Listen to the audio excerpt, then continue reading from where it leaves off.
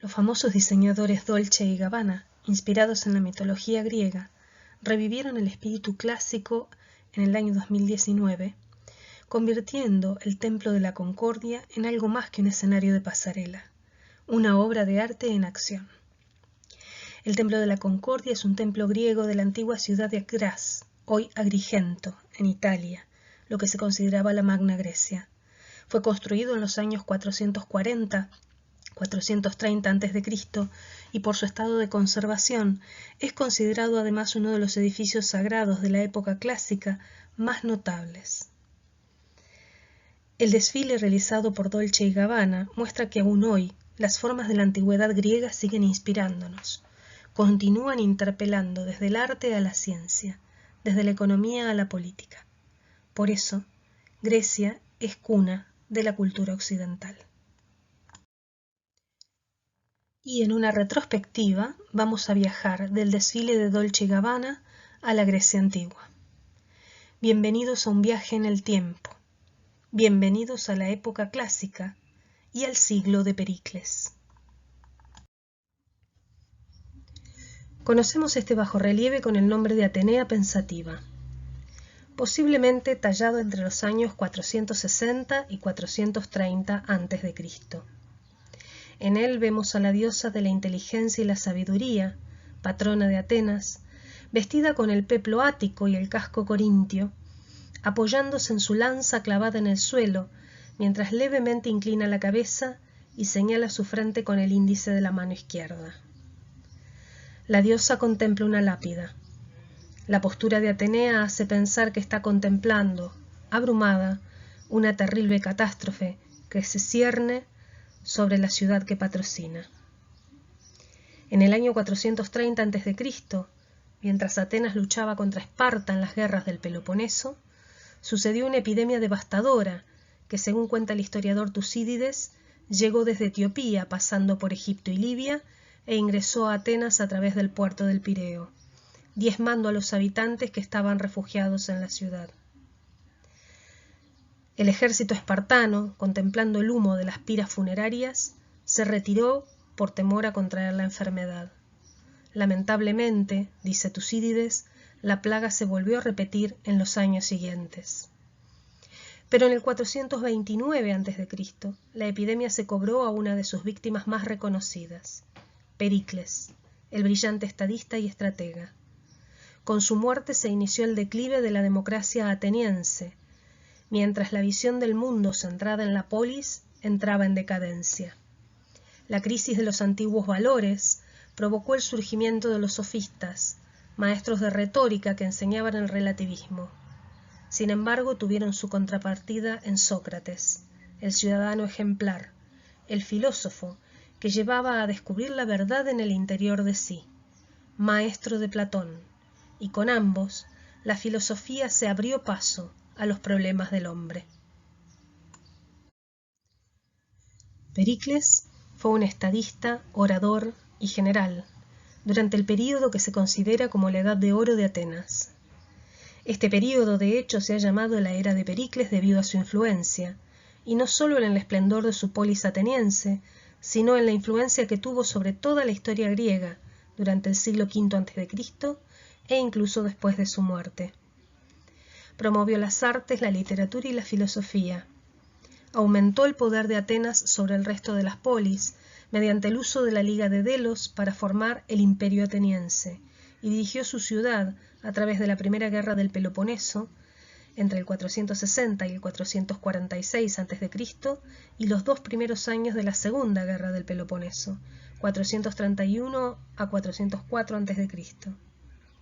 La base de su política estaba centrada en incrementar el prestigio de Atenas, debilitando a Esparta y luchando contra un enemigo siempre presente, los persas. Pero no vayamos todavía al final, sino al comienzo de esta historia. ¿Qué era Atenas antes de Pericles? Para el siglo VI a.C., las polis griegas se habían asentado estableciendo estrechas vinculaciones comerciales con sus colonias.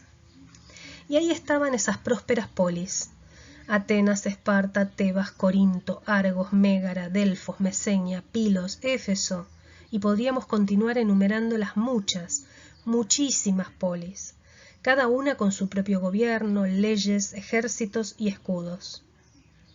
La autonomía política produjo en el mundo griego una evolución de las instituciones y de los regímenes de gobierno de lo más variada. Esparta generó hacia el siglo V a.C. una diarquía. 2 reyes de familias enemistadas debían gobernar estableciendo acuerdos y apoyándose en la asamblea de espartiatas, ciudadanos. Tebas continuó bajo el gobierno de un monarca. En cambio, Mégara y Delos desarrollaron aristocracias. En todas, las asambleas de ciudadanos tenían un rol protagónico, pero en ninguna más que en Atenas, que hacia el siglo VI a.C. dio lugar a una forma de gobierno original, la democracia. A finales del siglo VI a.C., Atenas comenzaba a crecer frente al resto de las polis. De hecho, era la más grande territorialmente y la más densamente poblada. Cuando se suscitaron las guerras médicas, debido a la expansión del imperio aqueménida de Persia sobre las polis, entre el 490 y el 478 a.C., las pequeñas ciudades-estado griegas formaron alianzas defensivo-ofensivas, imitando lo que habían leído en la Ilíada, agrupándose en torno a 2 de las polis más importantes. La Liga del Peloponeso, acaudillada por Esparta, y la Liga Délico-Ática, liderada por Atenas. Estas guerras significaron el fin de la expansión del imperio persa hacia el Mediterráneo, al ser derrotado por Grecia. Sin embargo, no significaron el fin de los intereses persas en la región. Con toda la destrucción, sin embargo, Atenas se vio favorecida al derivar los recursos de la Liga Délico-Ática para su reconstrucción.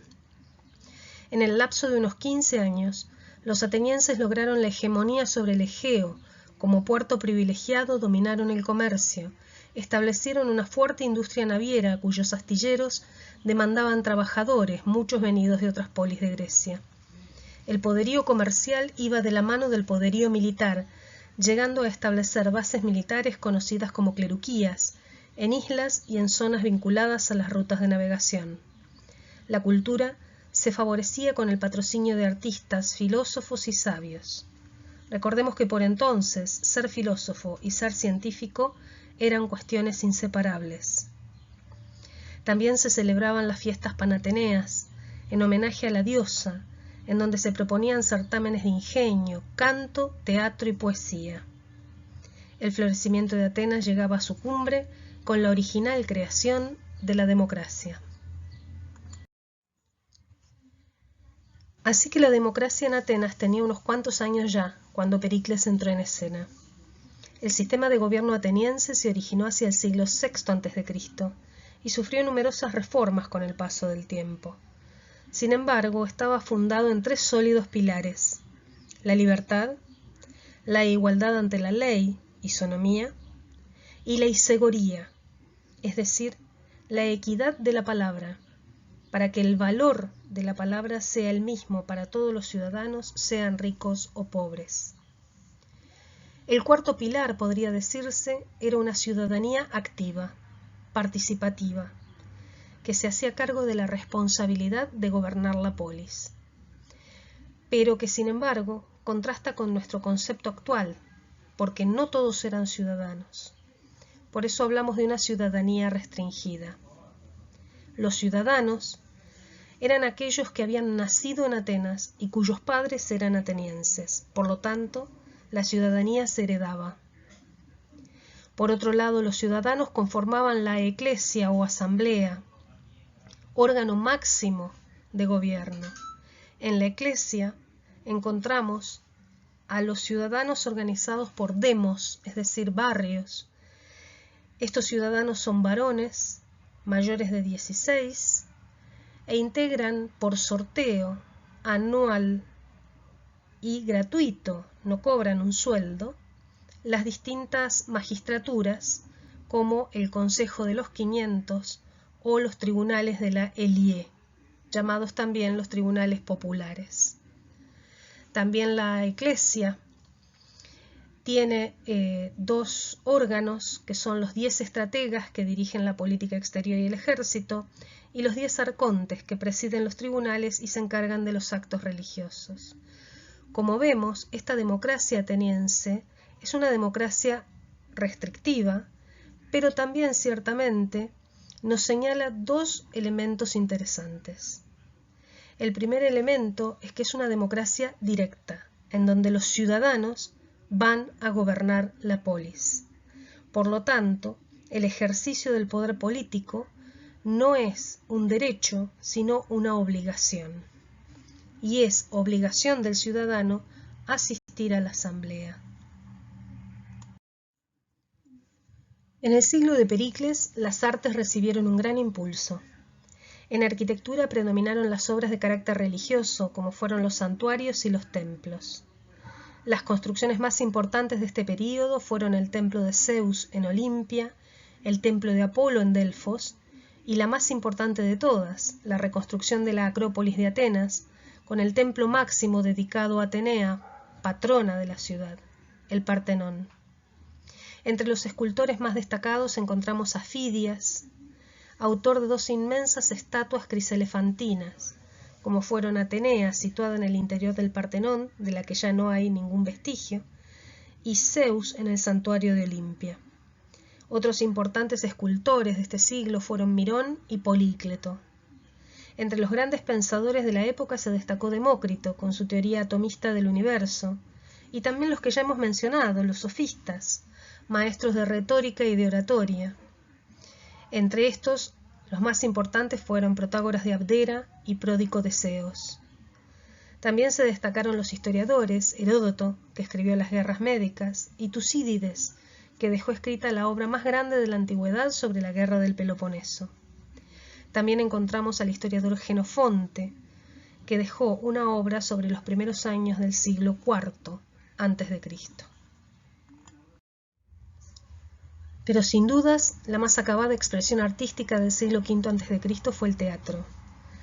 Nacido tiempo antes a partir de las fiestas religiosas en homenaje a Dionisos, la tragedia recupera la mitología y la resignifica, transformándola con un profundo sentido formativo. La tragedia conduce a los asistentes a reflexionar sobre los problemas humanos, sobre el destino y especialmente sobre los actos morales. Se presentaban en espacios escénicos y el actor portaba máscaras que le permitían, además de representar un personaje, amplificar su voz. Todo ciudadano debía una vez al año contribuir económicamente con el sustento de una obra de teatro trágica. La tragedia debía conmover, impresionar.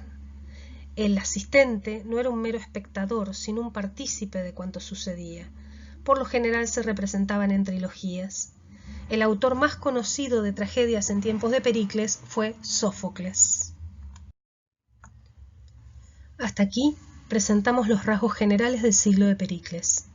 Quedémonos con algunas ideas principales ya expuestas, visualizando el cuadro. Como hemos visto, tras la muerte de Pericles y con la continuidad de las guerras del Peloponeso, las polis entran en decadencia, se encuentran frágiles para continuar luchando entre sí, pero débiles también como para repeler los ataques de dos poderosos enemigos. Persia, que intenta nuevamente invadirlas, pero que esta vez ha llevado una guerra de desgaste con sobornos y corrupción sobre las polis más débiles, tratando de unirlas a su causa. Y desde el norte, los macedonios, liderados por su rey Filipo, tratarán de unificar Grecia por las armas para luego combatir a los persas. Pero esa es otra historia.